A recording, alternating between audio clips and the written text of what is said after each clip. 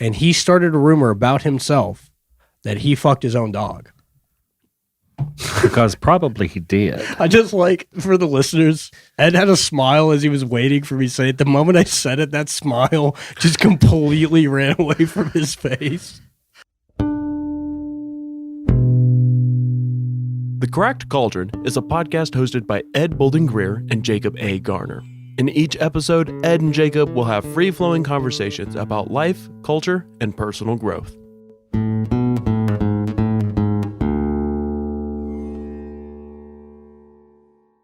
No thought too dumb. No question too deep. The conversation starts here. Welcome to the Cauldron. Hey, Jacob, man, how you doing? I'm doing pretty good. Pretty I'll good. say that much. I'm doing great. Pretty good. What about you, Ed? You know. Yeah. I always do. Yeah. I know that you're finishing up a major project this weekend. Yeah, the book goes to final edit this weekend, and then we start the arduous task of the audiobook portion, which I'm doing the voice and reading for. I swear, Am I boring you that much? Am I boring you that much, bitch? God, I was like, he was gonna call me out. Sorry, I had to yawn. You and I have never recorded this late in the day before. So I guess we should tell the Brew Crew a little bit about what's going on. So our network has changed our recording studio time, and we're now recording in the afternoon, evening. And normally we're usually in the studio a little bit before noon. Ed, you're here way before me, and he gets my coffee ready, which is awesome. But we didn't need to do that today because it's 3 o'clock in the afternoon. Actually, it's 3:30 now. Yeah. We're just excited to be here. I'm just going to tell you, there is some advantages to recording at this time. Yes, there are. Normally it takes me about an hour and a half of talking to Ed off air to get my brain synapses firing, and then I'm like, all right, cool, I can do a podcast now. Well, that wasn't really what I was thinking about, but there are a lot of advantages to the administration part for doing it later in the evening, but we don't need to bore the Brew Crew with that. So Jacob? Yes, sir. Something I really want to do is just give a little taste. Just a sample, just a tidbit of what we're going to be talking about this next season. I know we revealed a little, just minor part last time, but we didn't have it fully developed. It's through the approval process. I'm going to say 5 words. 5 words, let's do it. Okay. Not including today. Today we're going to be talking about, Jacob and I are going off script. We don't have a script. We're going to be talking about our high school experience, the weird popular kids, our weirdness, then and now, and probably the same. So here are the words. You ready? Let's do it. And I'm gonna leave out the things they already know, like UFOs. Okay, yeah. These are topics that we're going to be talking about, right? Maybe. Okay. Or they're just words. They're just words. They're just words. Ready? Mm-hmm. Wampus cat. Like that. Dragon. Boot hag. And you get a bonus one, Jacob. I get a bonus one? Uh-huh. Give me a... Brushy Mountain. Yeah. And I know exactly who we need to bring in to talk about that. So how about we play dumb questions to ask our dumb friends? Sounds good. Dumb friend. That's the dumbest friend. You want to go first or me? I'll let you go first. This one is really, really funny. It's a numbers question. What's the as you do that, this makes it even funnier. What's the most cans of soda you've drunk in one day?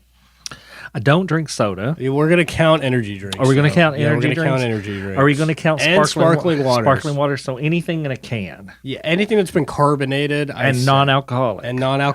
Okay. God. I'm going to hold a number underneath the table. I normally drink 1 energy drink and about 3 sparkling waters per day. But what's the most? But the most. There was a time, I'm going to think back to when it was. I probably drank about 3 energy drinks that day. It was a trip, and we were all exhausted.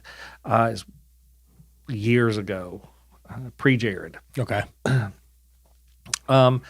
And even though I wasn't drinking sodas still yet then, like they've never been my real thing, I think I had a couple sodas on the road because that was caffeine without overdoing it after 3 energy drinks. And I'm talking about the big energy drinks. Yeah. Like your 24-ounce cans. So I'd say 8 cans Damn. in a day. You were close. I had 7. Okay, I'm going to hold up. Okay. Because see here, this is problematic. Old Jacob and Jacob that I've known, probably big difference. Yes, very big difference. So I'm gonna kind of go on the most you've ever old Jacob. Okay. If we're counting sparkling waters, Yep. I almost crushed an entire 12-pack by myself in one day. Yeah, 10. Yeah, that's about right. Yep. Because I remember I had the day off, and I was just gaming all day long. And I just constantly would just grab one. I like to call them day beers. And I was just cranking day beers all day. I used to drink so much LaCroix. It was stupid. I get you. Okay. Mine, my first one, famous people. Okay. Name a famous person you'd like to go to Vegas with. Not go see, but go to Vegas with. Man, I keep reading these things that like Vegas is dying. Because like millennials and Gen Z just would rather gamble on their phone and rather than go to Vegas. But if I had to go, like I'm gonna say, like in its heyday, if I could pick any famous person, you know who would be fucking amazing? Who? Freddie Mercury. I don't know. Especially like you're in Sin City with Freddie Mercury, and he's got all. You're going to get fucked. Oh, easily. I mean, that was a given. You're going to almost die. Yeah, I would hope so. But you know it's going to be amazing, and you know he's going to know all the best restaurants and have all the best places to go. So here's what I'll say about Vegas. I think that, and this in no way, I have no judgment about younger generations. Zero. I think they miss out on a lot, but I don't have judgments about it because there's things I don't want to do too. Yeah. Okay. I think that, and this is based on people I know and what they have told me. Okay. I don't think Vegas is going anywhere. I think that any millennial or younger who has ever gone to Vegas gets it. Now, I'm not the biggest Vegas fan. Yeah. But there's something about the energy there. It's different. Like it's different. It hits different. And so even if you didn't want to go, once you get there, it's like intoxicating. I'm sure. Yeah. Yeah.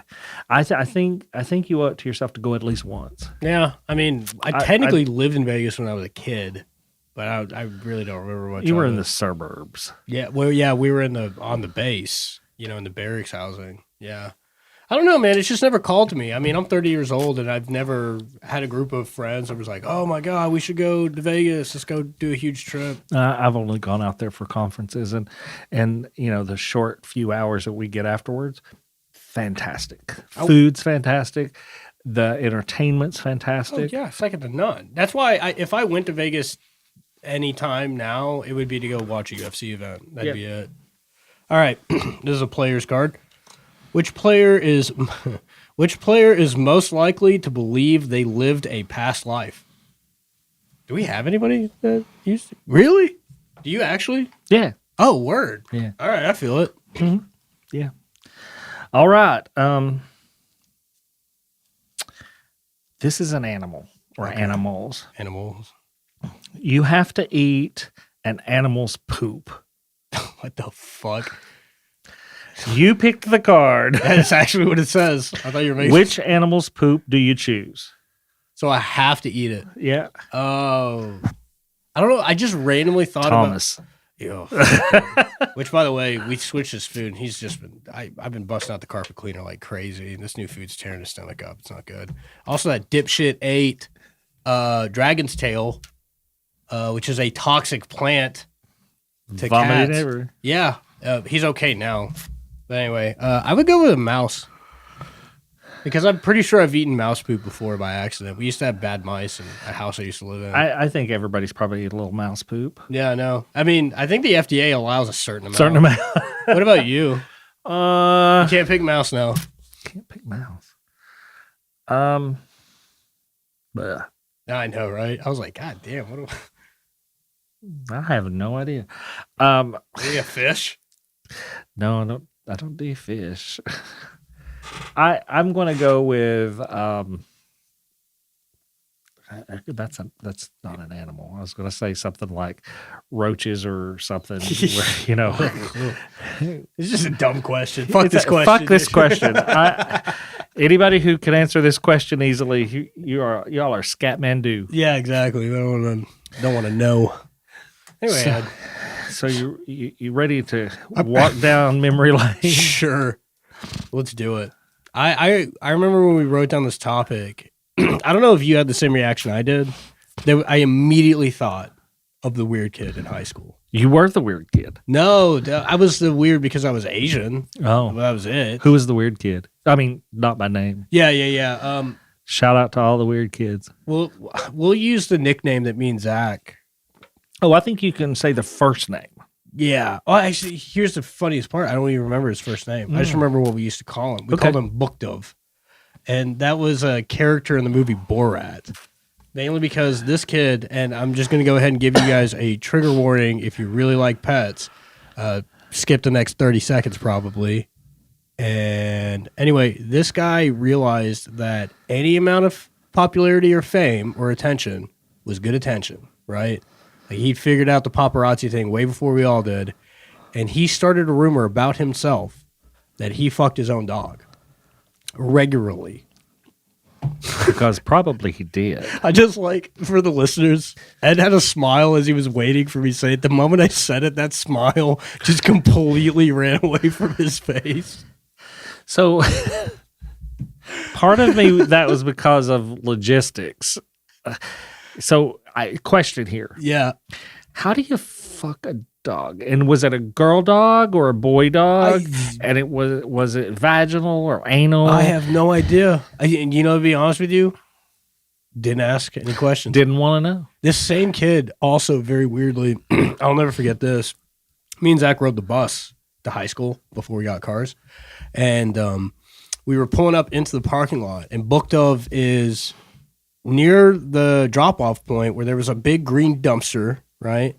And he was wearing those like kind of cloth gardening gloves with like the weird texture so you grab stuff with it on the inside of the palm. And they were white with like floral prints on them. It was clearly like his grandmother's. And he is just punching the side of the dumpster, acting like he was like training like an anime character. And he did it every morning for like months. Every time we drove by, we were like, fucking Bookdove's hitting the dumpster again. And nobody ever bothered to go fighting ghosts over there or something?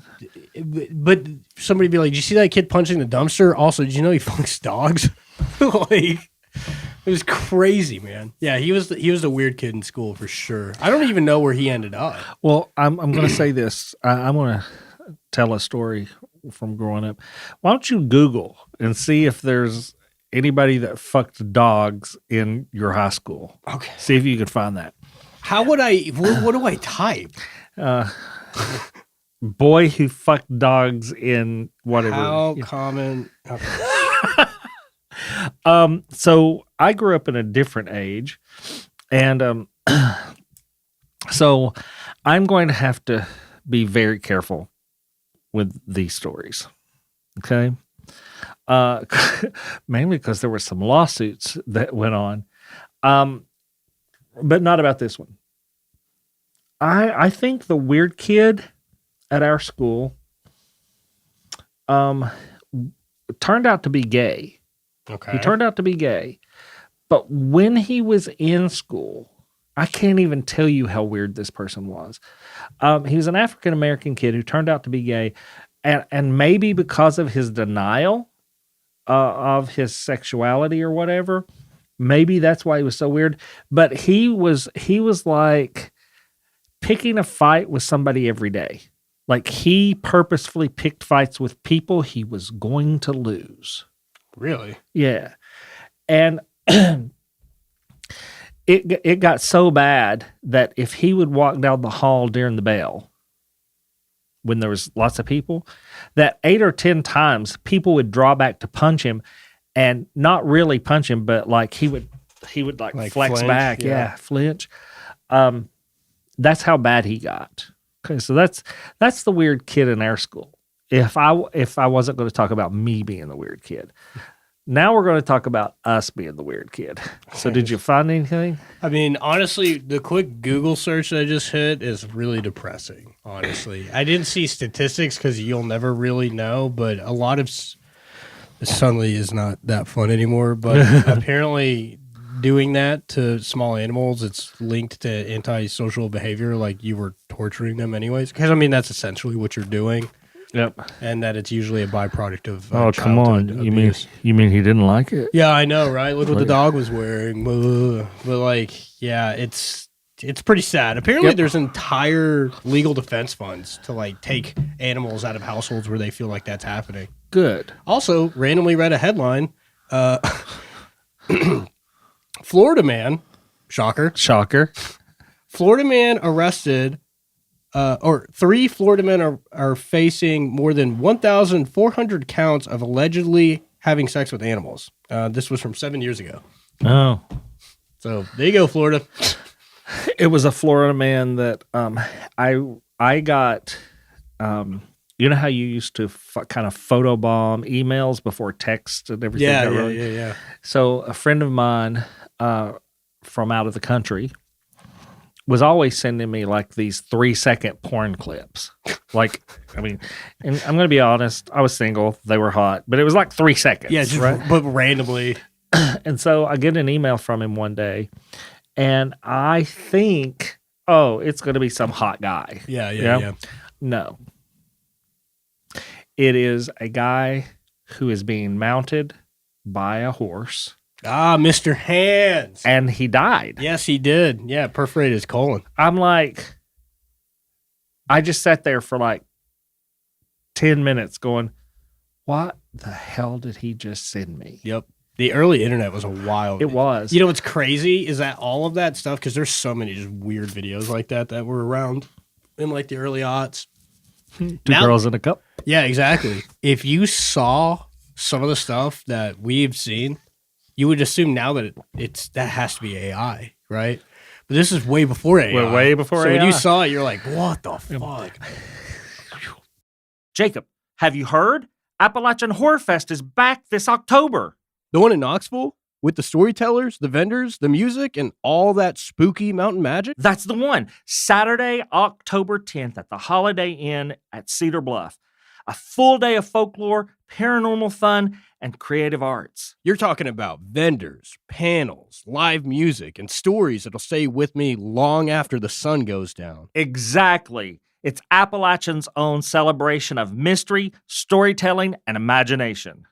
Join us at Appalachian Horror Fest 2026, where stories come alive. Moving on. What were some of your favorite classes? In high school? Yeah, what was your favorite class? Let's go with that. I was actually really, really good at English and writing back then, so I really, really liked that. That's back when I actually used to read for fun, instead of it being like a chore that I have to finish now. And then I also obviously really liked history. Very big fan of history.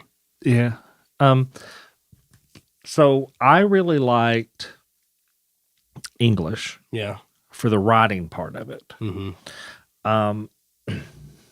But if I had to choose a class other than that, it would not be math. No, absolutely I did very well with that. And here's what I'll say. Back when I went to school, I graduated in 1984. Mm-hmm. And all of the math classes that I took, geometry, algebra 1, algebra 2, trig, all of those, I didn't understand a damn thing. Yeah. Like, half of them were taught by the coaches. Exactly, yeah, because they just had to have a job. Just had to have for the school, yeah. And so I left high school feeling dumber in math than I did going in. Yeah. Okay. Because I thought going into high school that I had a grasp on math because I'd taken like 8th grade algebra, but no. But I would say probably my favorite class was civics. Mm-hmm. And the subject matter was great, but we had a professor, and he was, if you had asked me who was the weirdest person at our high school, it would have been him. Yeah. And if you're listening, Brew Crew, and you went to high school with me, you'll know exactly who I'm talking about. I'll just use the name Lynch. Okay. Okay. Professor Lynch, he was more of a germaphobe than me. He had such a problem that he would not touch doors. He used his jacket. He wore a suit jacket every day, and he would open the door with his jacket. He wiped down he kept nothing in his classroom. He carried everything with him, even though he had the classroom and it was locked. He took everything and every day. Okay. He had a little cart he pulled along. Okay. He came into his classroom and he would wipe the desk down with rubbing alcohol. Okay. Now, there were some people that were in my class and previous classes and classes after that tormented this man, tormented him. Oh, no. For example, someone brought a small little turtle to school and put it on his desk while he was doing something. Needless to say, we didn't have class that day. We watched him he put gloves on, picked the turtle up, dropped it out of the window. It was first floor. Oh. So dropped it out of the window and then proceeded to wipe and re-wipe his table down, his desk with alcohol. Okay. He married one of the other teachers during the time I was in high school. And he was such a germaphobe, I thought, how is he ever going to have sex with this woman? Okay. People would take like cigarette butts and put on his desk too, and he would flip out. Yeah. And they would put just unlit cigarettes on his desk too. And he was very anti-smoking. And he would then give us the same lecture. Oh my God. About smoking, So, yeah, I would say, he graded our paper, all of our papers in crayon. In crayon? Mm-hmm. I never had like a teacher that was like a germaphobe or anything like that, but I do remember my woodshop teacher, Mr. Phillips. He absolutely loved bringing up the fact that he was only doing the carpentry job, one, because he's very good at it, and two, because he used to do it decades ago, but then his restaurant burned down, and while they were rebuilding it, he just needs something to fill his time. And he always talked about the importance of when you're using a table saw to be very careful not to get a piece of wood jammed against the block and then run it alongside that, because if it gets caught, it'll launch it at you, right? And apparently... that had happened to him? Well, yeah, it had happened to him, and in the process of getting hit, his hand flew forward, and he loved showing it to people. He had both of his middle fingers on his right hand cut down to the stub, but... They'd reattached them. Yep, he just grabbed them. He said he stuck it in his front pocket and drove himself to the hospital, and they reattached it. So my dad was a furniture designer, and he one day was cutting what they call first pattern. Okay. It means he's got a design. He's having to cast the wood or cut the wood for the first couch or whatever it was. Yeah. And he shaved off the tip. So his first joint of his pointer finger on his left hand, he was right-handed, but it was on his left hand. So he was doing this. Yeah. And he literally sawed off. God. And so the solution for the doctor was to saw off the other half and to fold it in. And so he just didn't have a nail. It was gone. But you could touch the bone. What? They left the tip of the bone out. Whoa. Whoa, my God. That makes my skin It was crawl. weird. Today, I think They did it in an office, not in a surgical suite. What? Yeah. So, yeah. I've heard, I don't know if it's true or not, but I've heard like people that lose their thumbs, they'll like take a cadaver big toe. They can take your big toe. For sure. But then you just don't have a big toe. Yeah, but I guess your thumb's more important than a big toe. Fuck. Depends, because without a big toe, you can't stand upright. That's true. But I bet you that person, whoever got it done, became a beast at thumb wrestling. God, you really stomped their opponents out.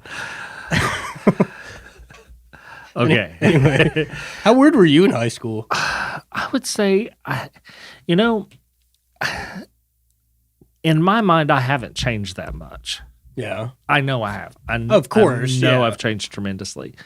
But I was thinking back, I'm still in communication with a lot of the people that I went to high school.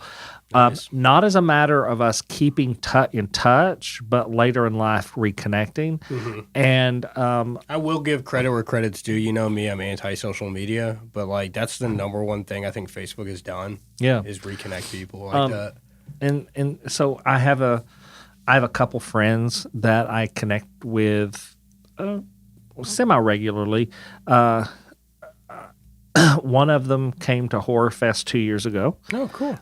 She is literally a rock star, literally, in Germany now. And her son is a classic musician, and he's going touring with his dad now, who is like a EDM DJ that tours to huge crowds, thousands.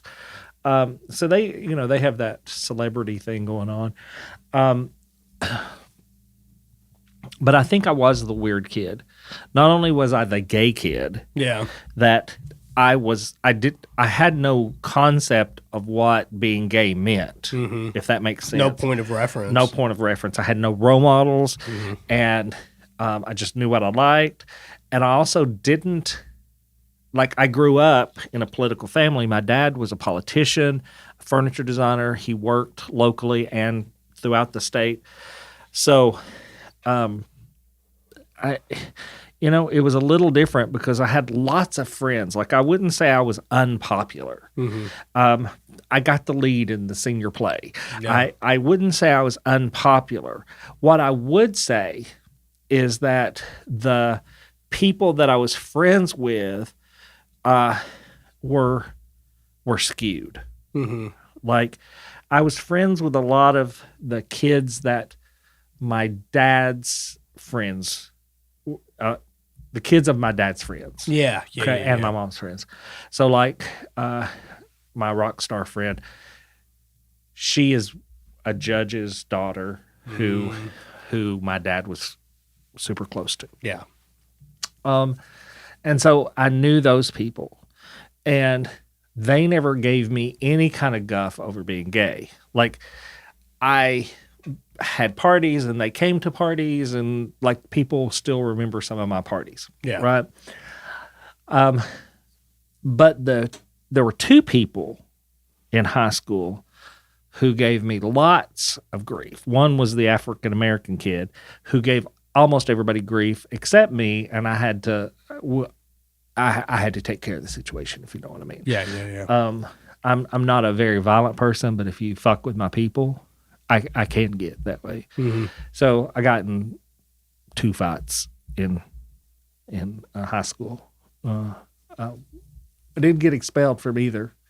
Probably nepotism. The principal. And also, just not making a crack. It was a different time back then, too. It was, but the principal of the school was my dad's best friend. Oh shit! Yeah, dude. Yeah, you gotta drop kick that kid from the top row.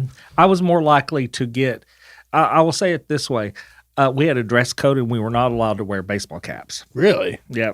And I always wore one in high school, and I would walk by, and HB would go. That was his name. He'd say, "Little Bolden," and I'd be like, "Yeah." He'd "What's that on your head?" I said, "A figment of your imagination, sir." And I would just keep walking because what was he going to do to me? Yeah. Because he wasn't going to expel me. Well, I'd probably get expelled or suspended over the hat before I would have fighting. Yeah. I was considered a good kid. Mm-hmm. And then the other person that gave me guff over being gay was a lesbian who later in life we became friends. But she was just like, I don't know. Back then, she was like homo hater. Hey, it's that internalized homophobia. Yeah. It happened to you. Shout out, pet lesbian. Shout out. I wasn't weird in high school. Come on. I was not weird in the traditional sense. Like I wasn't like eating, like glue and like, You were eating your own boogers. Yeah, like running around like a ninja joking. with my hands behind my back. Like I never did shit like that. I was weird in the sense of like how like trauma ages somebody very quickly. Yeah.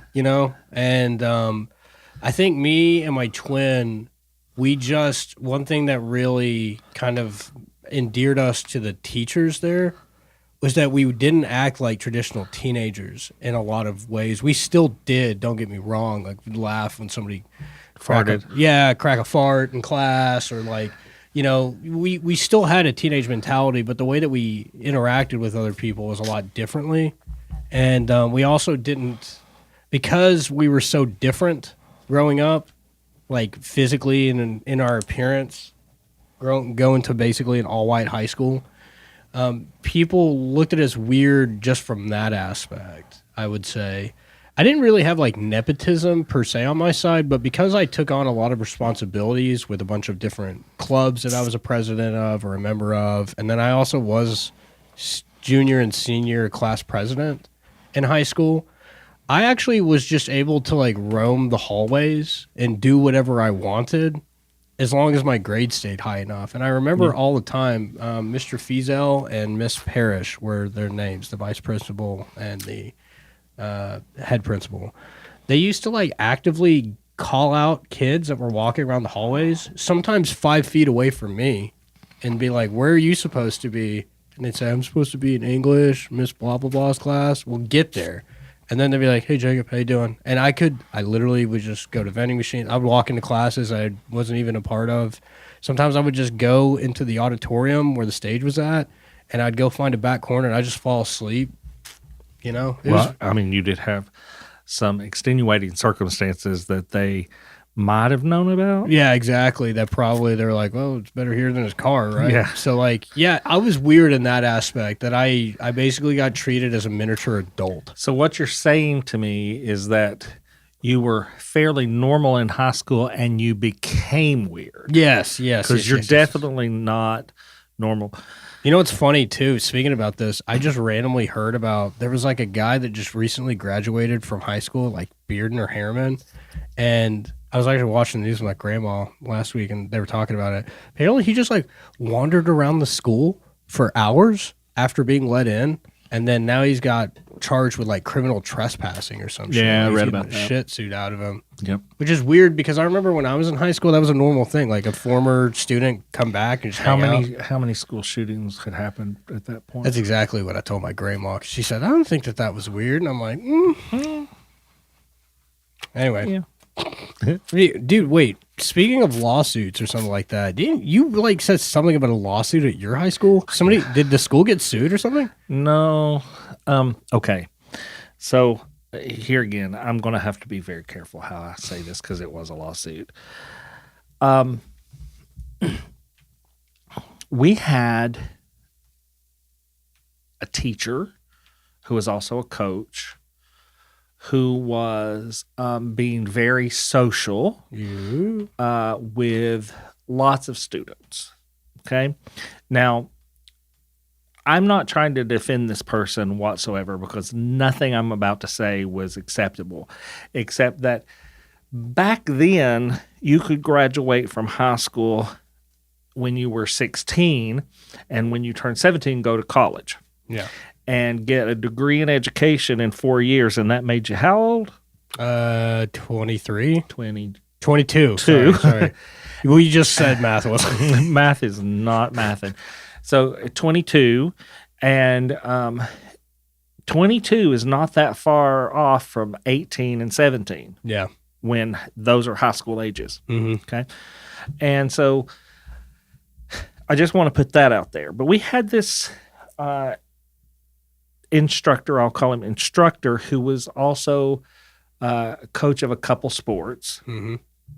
And I would say that he was very inappropriate with a lot of students. Yeah. And the reason I'm being very gentle with this is that I don't care anything about that person, the person who perpetrated it. I'm being calm about this because of the victims. Yeah. Okay. And to some extent, I was a victim. Yeah. And my best friend was the focused victim. Mm-hmm. Okay. And everybody else was peripheral players. And the mentality of this abuser was, if I can make you think I love you, then you'll do whatever I need you to do. Classic predator-like behavior. Yeah. And for all of the people that were involved in this, male and female, my best friend was a male. I'll just put that out there. There was an actual physical, intimate, romantic relationship with a 14-year-old when it started, and a 22-year-old. Ew, my fucking God. I don't have a problem with age gaps, obviously. Yeah. But everybody has to be legal. Consenting yes. adults. And so this was definitely not that. Yeah. And me and some of my friends were used as cover. Ooh. We were not only were we used as cover, but we were put in situations that made us feel good. Mm-hmm. Like, hey, we're accepted by the big, cool adult, people. Yeah. But we didn't have the ability to think it through because there wasn't, like, the end result wasn't anything we thought about. No, yeah, like, yeah. You know what I'm saying? Like we didn't know what was really going on. We just knew, these two people really like each other. Yeah, and when you're that age too, you most of the time you're not like, this is wrong, right? And so things like that happened, right? This person, the abuser, had relationships of a physical nature with a lot of people. Mm-hmm.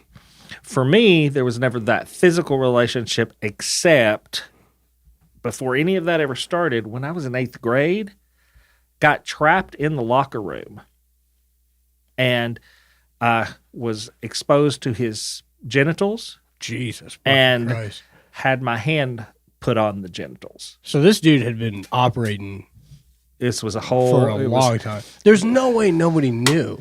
Like none of the staff and the admin staff had no idea that this was going on. I don't know. So what ended up happening? Oh, he went to jail. No shit. Went to jail. Went to prison. Went to prison. Is he still there or is he out? I have no idea. Had to give testimony. Shit, really? Yeah. So it was a hard time. It was devastating to a lot of people, and that's why. And you kind of grew up in like a smallish kind of town, a very right? small town. Yeah. Holy fuck, hole dude. in the wall. See, and we had something kind of similar, not to that extent. I mean, I don't know, but it feels like for the next 10 years after I graduated high school, so many, and this is the weird part, and I don't say weird as in this isn't abnormal in the sense, it's all abnormal, but typically the way that these patterns go, they're usually male instructors, right, and teachers. For 10 years after I graduated, it was female teachers getting busted for this type of stuff, like attacking and preying on young teenage boys. I would say in this case, I'm going to call him, I think, have no knowledge of this. Mm-hmm. Not in my sphere of knowing, but I'm going to make a jump. Okay. I think this person, the abuser, had been abused himself. Of course, yeah. Okay. And I also think that he was a mastermind. I think he was very intelligent, and he was able to put A, B, C, and D in play, knowing that X, Y, and Z would come later. Yeah. And almost we were how can I say this?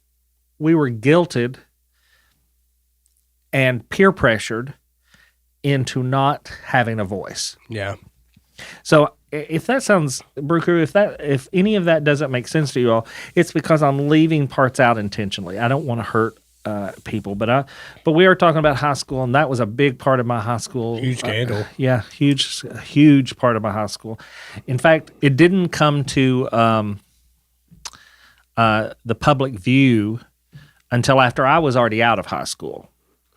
And how many years ago how many years after? No, I had just graduated, had moved into the dorms at college. Oh, shit. I'd gone the whole summer, but I was now moving into a dorm permanently, not just the summer program. And so I moved into the dorm, and I got a subpoena to go testify. Holy fuck, dude. Yeah. And that really speaks to something that pisses me off when people use a position of power to punch down, really. And I think that's kind of I don't know if we want to get into it, but man, I just really got to say, it's a TV show I'm not going to be fucking watching when it comes out. What? This new Harry Potter reboot or whatever the fuck. You want to talk about using a position of power to victimize people? Yep. Fuck J.K. Rowling. Yep. Dude. So Jacob and I have been having a lot of conversations today, and a lot of thoughts about this situation. We'll go back to talking about high school, but since you brought it up right now, we'll go ahead and we have something we'd like to read. Okay. It has to do with this whole J.K. Rowling situation. Just so you all understand, in 2018, 2019, 2020, J.K. Rowling has come out and been very anti-trans and supporting other anti-trans people in tweets and social media, and wrote an essay about it. This new series, the Harry Potter series, has pledged that the proceeds, or some of the proceeds, it's really unclear, but that some money or all of the money from it will go to anti-trans organizations. Yeah. So we didn't think we'd be able to make it through this without just reading it. So I'm going to read my part, and then I'll hand it over to Jacob.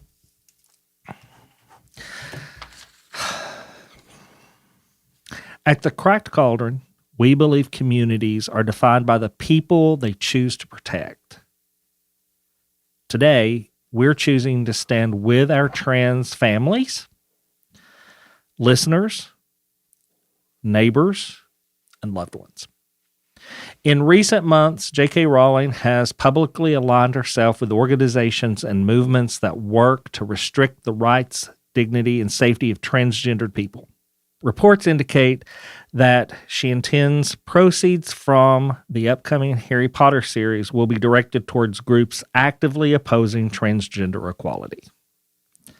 Many advocates and community members have expressed deep concerns that supporting this new series through viewership, streaming numbers, or merchandise will directly fund anti-trans efforts. For the podcast, for Jacob and I, this crosses a line. This is not a moment where separate the art from the artist applies. When the revenue from the art is funneled into harm, participation becomes contribution. Watching the series is not a neutral act. It becomes a financial endorsement of organizations working against the well-being of transgender people. We cannot, in good conscience, support that. So we are choosing a full boycott of the new Harry Potter series, and we're encouraging our listeners to do the same. Not out of spite, not out of performative outrage, but out of love. Love for our trans community, who deserves safety, joy, and a world that does not treat their existence as a debate. Our cauldron has always been cracked, but it has never been cruel. And we will not stir anything that harms our own. To our trans listeners, you are welcome here, cherished here, and defended here. To everyone else, may we all choose compassion over nostalgia and people over profit. Fuck you, JK. Fuck you. And to some of the people that tend to not understand how this shit works, by the way, you may think, oh, I'm just going to watch it. I'm just going to watch it. No harm, no foul, right? You have to keep in mind that these organizations that lead movements like this and lobbying firms that are pushing anti-trans and anti-LGBTQIA plus agendas, right? That shit actually costs money. Even if it's a non-profit running it, the people running the nonprofit have to be paid a salary. Otherwise, they'd have to get another job and they can't focus their efforts. And if you are supporting a show like this, and even a modicum, let's say 2% of a multi-million-dollar profit margin that's coming in, you will effectively be paying a salary for people that believe trans people don't deserve to exist. Yep. And you're probably still going to have to watch ads. So think of it like that. If you really want to be a fucking tool, watch this show, make J.K. Rowling some money, and then the next time you read a headline of somewhere in the UK that passes some draconian anti-trans law, I really hope you figuring out which cool new spell they're going to cast this week was worth it. Because it's not to me. It's not. And I fucking loved Harry Potter when I was a kid. Here's the thing. In our statement, we mentioned art being separate from the artist. And I believe that. I believe that there's historical art where the artist was just a piece of shit. Yep. Okay. But in this case, we are living with the artist. Mm-hmm. We openly know what the artist is about. Yep. As a result, if you're actively watching the series, you are feeding money to organizations that want to eliminate people. Yeah. And it's different. I get the straw man argument that so many people try to talk to me when I say something about a boycott. They're like, well, you better throw everything away in your house and you better grow your own food and make your own clothes because guess what? Anything that you use goes to Yeah, I get that. It's a argument. I don't say it's a good one, but it's an argument, right? The reality for this situation is, like Ed said, the mask has fallen off. This person is alive today. You can go and read their direct quotes about how they feel about this. And more importantly, instead of an abstract idea of looking back at history and figuring out what they did, you can follow the money. Yeah, and you're participating in it. Exactly. And there's very few instances where a boycott is easy to see the end result of, Mm-hmm. And a boycott like this, I think, would send a really strong message. And if you want to watch this show, that's amazing. Pirate it. I don't care. Fucking make sure if you're going to watch it, make sure that there's no way that she can make any money off of it, I guess. If your love and commitment to some fantasy world is more important than living real human beings, pirate it, I guess. Yeah. Or just sit this one out. Yeah. How about that? Yeah. Speaking of Harry Potter, how big was Harry Potter when you were growing up? When did they write that shit? I was an adult. Oh, really? Here's what I'll say. From today on, we won't reference Harry Potter. Nope. In our episodes. We won't reference anything about them. We might use some code names. Yeah. And we'll make it very clear, but we're not going to give any energy or power to it. Yeah, because the way AI works now too, it scans transcripts for episodes, and if we talk about that subject enough times, it'll be suggested if somebody were to type in podcast about X, and then it could feed them to us. And I just don't want any, dude. I seriously just want no association with that lady at all. None. So let's get back on topic. Okay. That was a very heavy, deep topic. Yeah, I know. So, well, this episode's kind of been, yeah. So here's something. You referenced that you were in some clubs and stuff like that. Dude. What were your extracurricular activities outside of? You've already told us in a Halloween episode that you were out to destroy police cars. It's a little bit taken out of context, but yep. So what were some of your extracurricular activities? Sports? What did you do? No, I was never athletic. I didn't get into like MMA till I was 20. So like all throughout high school, I was like I was smaller than this. I'm 5'5" on a good day now, and I weighed probably fucking 60 pounds less back then. So I mean, obviously, I couldn't be a power forward on the court. Power bottom. Power bottom. Damn, you took the joke right up from underneath me. But like I was part of a debate team. Mm-hmm. I was part of a. Was it a forensics club that you were in, like that did debate, like formal debate? Yeah, with like scores and everything. Yeah. And you had did you also have pros and all the different events? Yeah, I was on that. It would be like contemporary. Yeah. Also, something that I thought was very, very important that is sadly lacking is they would give you a topic that you actually did not believe in, but you had to defend it anyways, which gave you the ability of abstract and critical thought, which was pretty cool. Yeah. I was part of a Photoshop club. Photoshop, when I was in high school, was like cutting edge technology. And in fact, it was really funny. Graphic design was one of those things that they said you were definitely going to be able to make a long career out of. If only they knew AI was on the horizon. Can you make a picture for me? That's exactly right. I was also in the marching band. Part of the color guard with Zach. I was in a drama club as well. Man, I felt like there was a couple of other ones that I was a part of. I think maybe like a chess. Oh. Maybe like a small chess team. Yeah. And then there was an athletic team where I used to run, which I don't really consider that athletic. I think athletes that have put their whole life into running would disagree with you greatly. They're just dumb high schoolers running around a track, probably not as much. And that's where all those guys come from, and girls. And I also worked out with the football team, but it was mainly just like I had so many friends that were part of the football team. So when you say worked out with them, like we would go to their practices and like flip tires and do sprints and all that, and then go shit. to the showers together. Yeah, and then a good game out there. No. You were the in locker room cheerleader. Yeah, sure. I don't remember. What about you? You played football, didn't you? Yeah, I played football. Got injured in my sophomore year and went into the band. What happened? Knee. I was a center. Oh shit! So I got destroyed every time. Went into marching band to go to the games, but wound up liking it enough to become drum major. Shit! You were a drum major? Yeah. That makes so much sense. I was drama club. Yep. And I was on the yearbook staff 1 year. Let's see. Oh, I was in a AV club. We had because me and Zach would make stop motion films. Yeah. And add it into the film festival. And I was also in student government because I was the president. Yeah.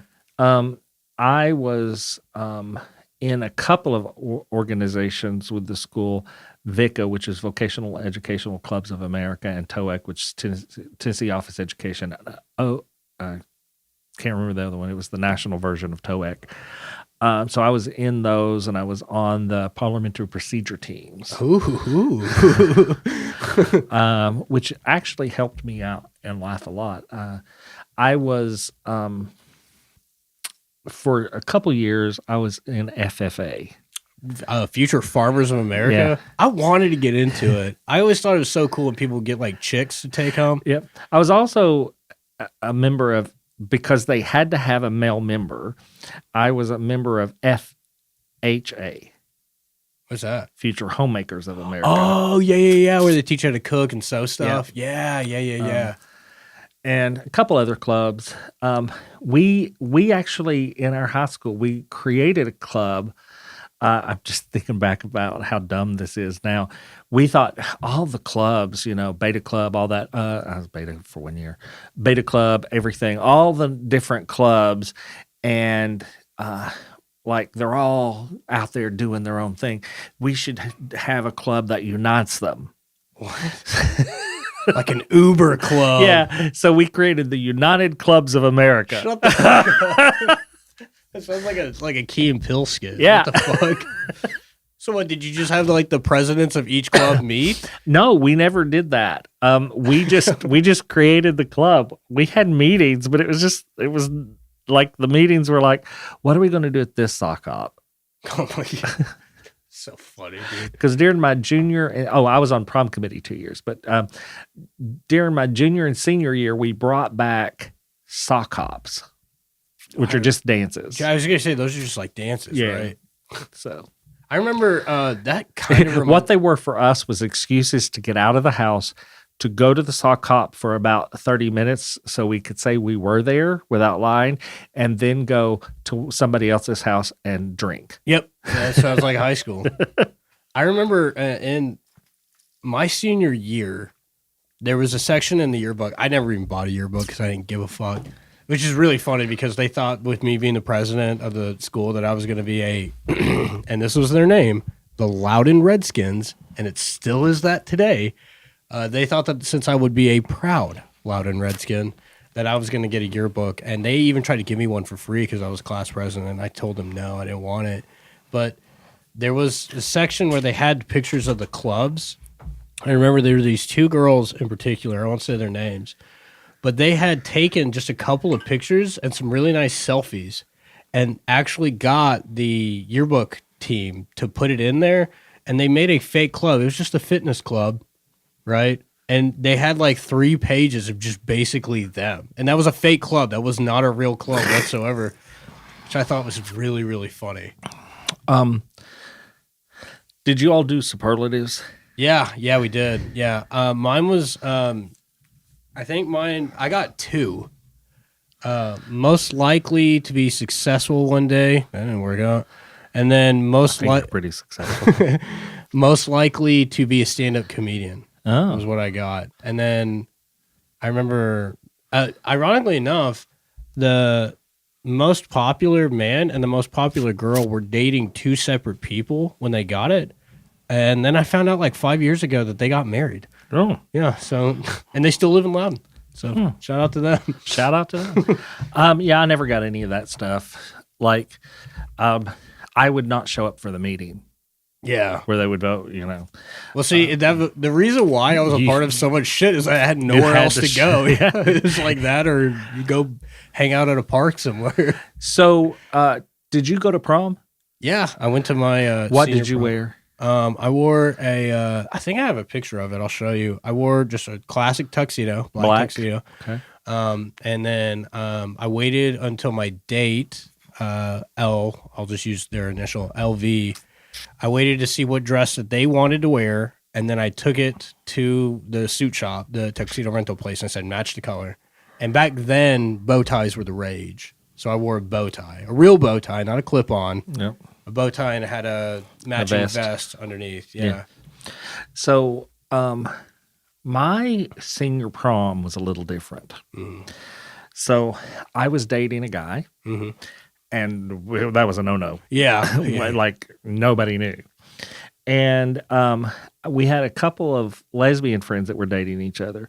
So we went as couples. Oh, yeah. Okay. And so I am not into the leather scene at all. Yeah. Like that is, when I say what I'm about to say, it was not because of the leather scene. It was because it was cool back then. Sure. And so I wore a very traditional tux. Okay. With a leather vest. All right. Okay. A tux vest, but it was leather. Yeah. A leather bow tie. And a leather bow tie? Yeah. And black leather gloves. Because my date, she wore a long leather split up to the above the knee leather dress. Interesting. Because she was a little goth. Yeah. In fact, our whole group was what we back then would call punk. Uh-huh. Today we would call it goth. Yeah. Wait, what was your hair like? Well, it's the 80s, so I'm assuming. So my hair was very spiky but long. Shut up. For prom. So she wore that. And then her girlfriend wore like a pretty and pink princess dress. Like she looked like Cinderella, but in light pink, right? She had the crown. She had a wand. Shut up. She went full out. Full princess mode. Which meant my date was dressed with a white tux and pink accents. And it was acceptable to wear pink because he was matching her. That is so funny. It was also ironic that those indicated like the top and bottoms of both relationships. Well, it was so funny to me. I'm speaking of outfits. There were these two guys. They were always class clowns, right? They showed up to senior prom, and it was actually at the event center, right off Kingston Pike near the Mouse's Ear. Mm-hmm. There's an event center. That's where my prom was at, right? Rothschilds, thank you. Yeah. And they showed up, both of them, wearing the loudest actual pimp zoot suits. Yeah. I'm talking collars that came 8 inches away that were leopard print. They had these fake sunglasses of dollar signs, and they had canes and everything. It was crazy, dude. We thought that they were so cool. Yeah. Those same guys were crushing 40-ounce malt liquors in the parking lot before they walked in. A 4.5, Dude, it was... we went, it's really funny. Everybody went to Knoxville to go to dinner after prom. Yeah. You were obliged to stay at prom for no shorter time than 1 hour. You had to go get your picture taken, be there for an hour, and then you got in your car and headed towards Knoxville. Yeah.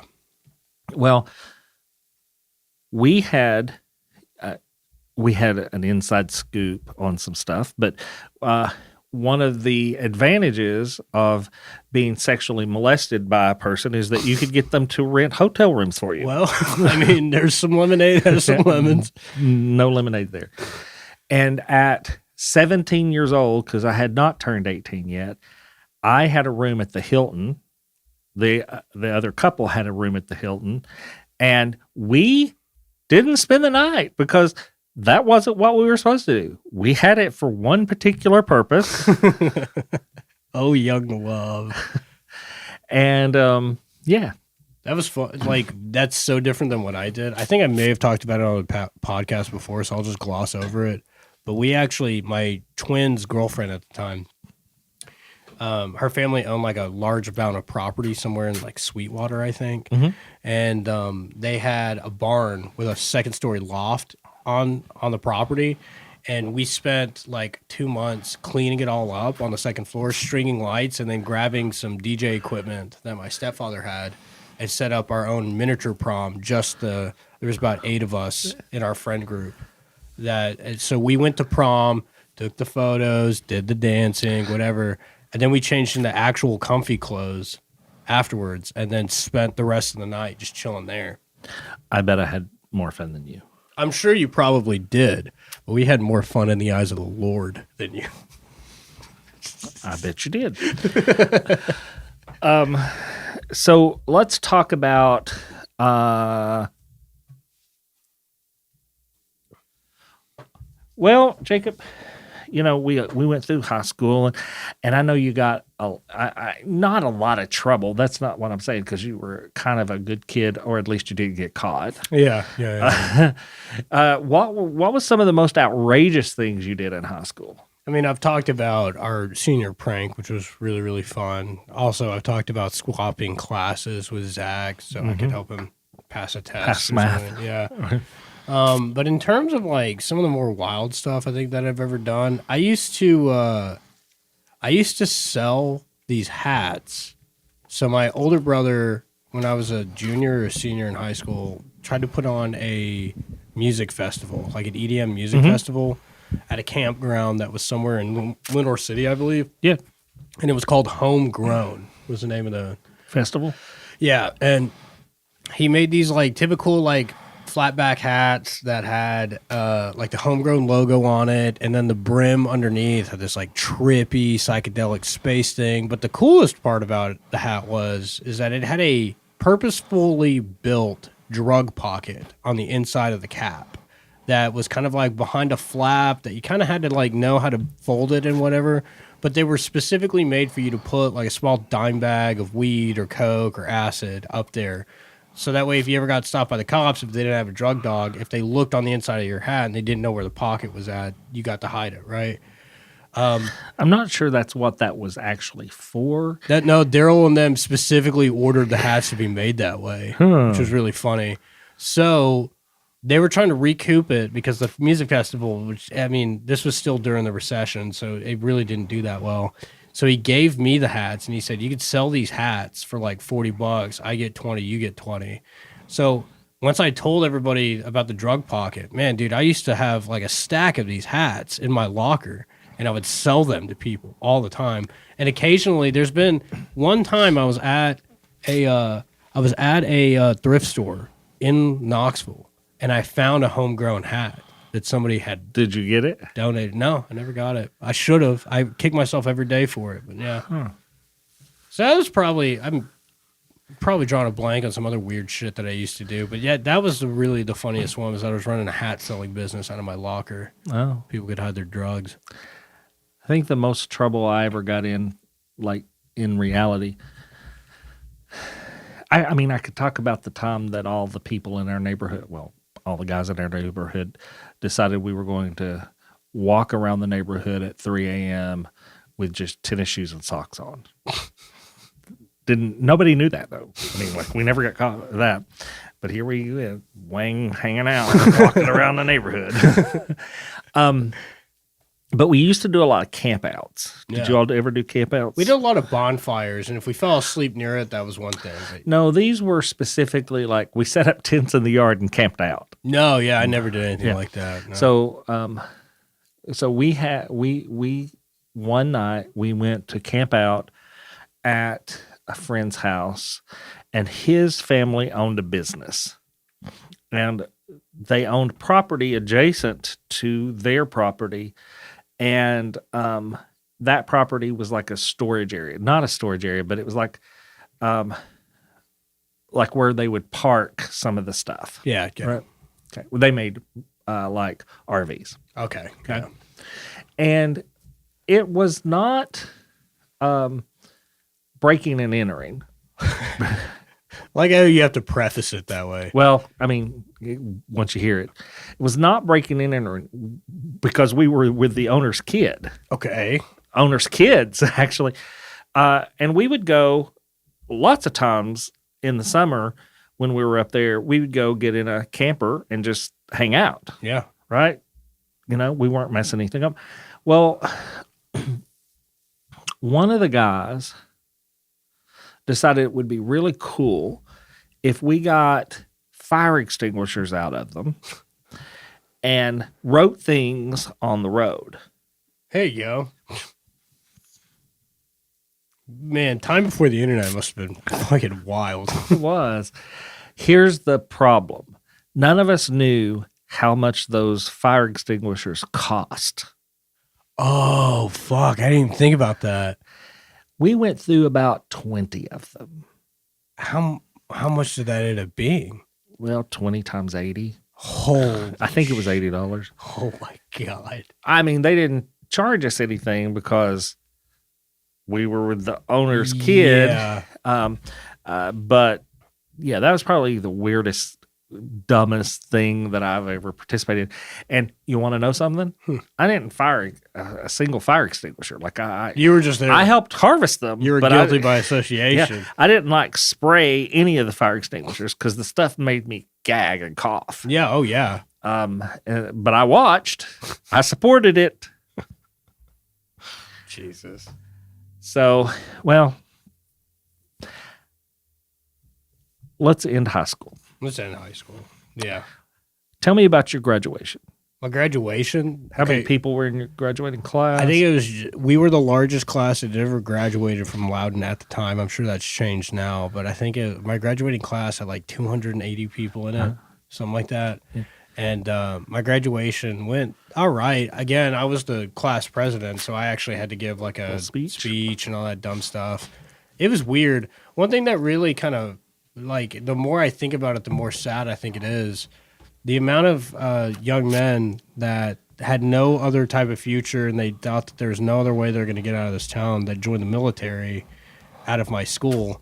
And, I mean, all hats off to the military. I have a lot of respect for people that choose to serve. But it is kind of sad when you realize how many military branches kind of preyed on that group of young men, you know? There was just a lot of people that, when I look back and I think about where they ended up and how many of them went down some circuitous path that they found themselves at now, I mean, there's no way you could have teleported me back then and been like, by the way, you're going to be a massage therapist by the time you're like 30, right. You know, just a heads up. Like, that would have made zero sense to me. Yeah, I thought I was going into the ministry. Well, I guess I did go into the ministry, but a different kind of ministry. Yeah. My graduation, we had the largest class that had graduated from that high school, 300 something, and it was a large high school. Yeah. But our class was large, and we had some people from other classes joining who had been held back or you know, whatever. Back then, there was a lot of different scenarios. This is not a poor, pitiful me story when I say this. I went to my graduation, and my parents didn't go. And there was truly something, because they own businesses. There was truly a reason they didn't go that day. Yeah. And I vowed that if I was ever a parent, that if my kid had big moments in their life, I would be there.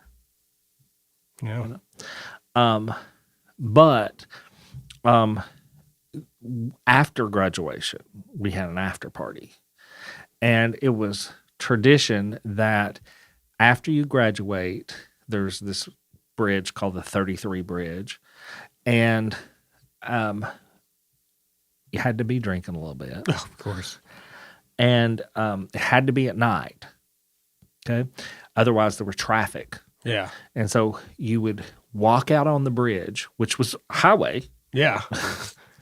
And jump off the bridge. And there was deep water. Of course. So you're not going to get hurt. It hurt, but you were not going to get hurt. And there were 28 of us, a mixture of guys and girls, that jumped off that bridge. It's like the old adage. If all your friends were jumping off a bridge, would you fall? Absolutely. And I say it every time. Absolutely, I did. But I guess I should back up. We didn't have a school swim team. We had a county swim team. And I was on the swim team. Oh, okay. As well. So jumping off the bridge was nothing. Yeah, that was nothing to you. You know? But yeah, that's how graduation ended. It was also the party. After you jumped off the bridge, you went to this cabin that a certain person owned, and we had a party. And you'll get this right off. I was so hungover the next day. Yeah. Okay. But we live in an area where there's red clay mud, right? And I was getting ready to sell the car I had and get a new one for college. Yeah. Except some, as stuff does, certain things happen. And we were all running around barefoot. Don't ask me. I mean, well, you can figure it out. I had to vacuum I had to shampoo and vacuum the entire interior of the back seat of the car. Get the footprints off the ceiling. Exactly. Red clay mud. 2 red clay mud footprints on the ceiling of the car.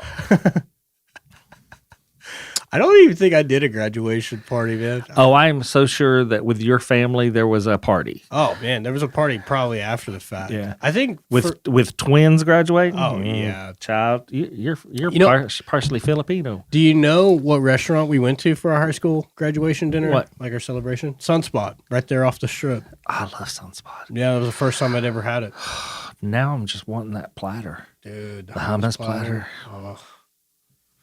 Dude, yeah, I'm starving. Yeah, me too. Did you ever find out any information if we're going to dinner? Hey, that's the other thing about recording this late. We get to go to dinner. Well, unless people have plans. Hint.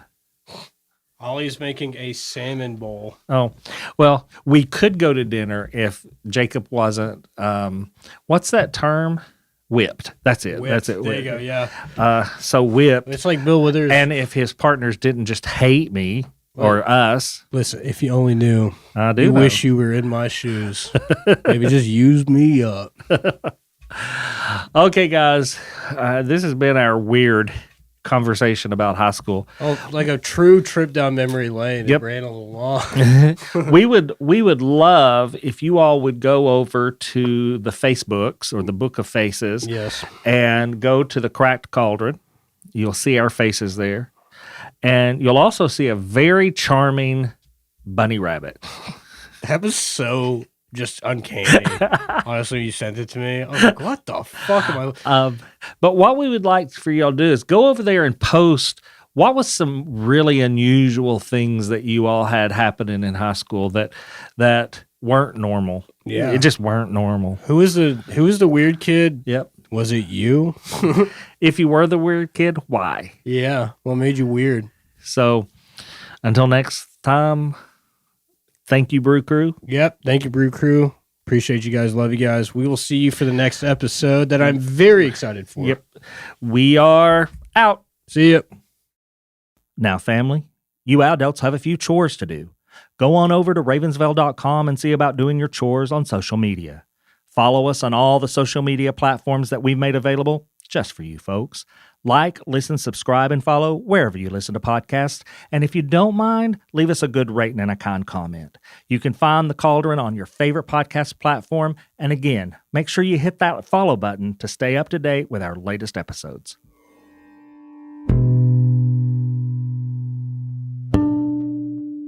The Cracked Cauldron is a production of Small Raven Media.